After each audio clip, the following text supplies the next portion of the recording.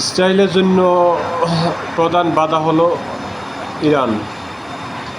মধ্যপ্রাচ্য আরব দেশগুলো, তেল সমৃদ্ধ গ্যাস সমৃদ্ধ দেশগুলো দখল করার জন্য তারা ইরানকে দুর্বল করার চেষ্টা করতেছে।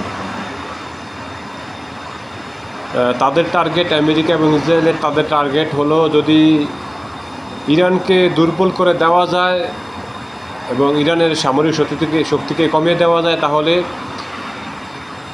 আরব বিশ্বের যে কাতার, দুবাই এবং কুয়েত, বাহরাইন, এই রাষ্ট্রগুলা দখল করতে তাদের জন্য সহজ হয়ে যাবে।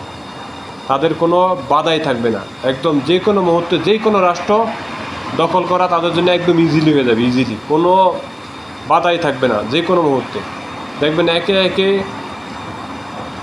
একে আরব রাষ্ট্রগুলো দখল করা শুরু করবে। প্রথম সিরিয়া, তারপর আপনার কুয়েত, তারপর দুবাই, তারপর কাতার, তারপর এইভাবে কাতারের পরে দুবাই, তারপরে এইভাবে আপনার আরব দেশগুলা দখল করবে তারা।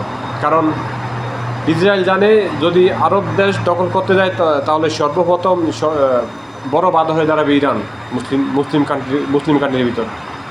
তাই ইরানকে দমানোর সর্বচেষ্টায় আছে ইসরায়েল এবং আমেরিকা মিলে। তাই তারপর দেখবেন ইজিলি হয়ে যাবে আপনার আমেরিকা এবং ইসরায়েল মিলে, একদম ইজিলি হয়ে যাবে তাদের জন্য আরব কান্ট্রিগুলো দখল করার জন্য। প্রথম দেখবেন সিরিয়া দখল করছে, তারপরে কুয়েত, তারপরে কাতার, তারপরে দেখবেন দুবাই, এই মিলে দেশগুলা দখল করা শুরু করে দেবেন। তারপরে জর্ডানও বাদ যাবে না, সব দেশ দখল করবে। সব দেশ দখল করার পরে তারা চেষ্টা করবে সৌদি আরবকে দখল করার জন্য 100%।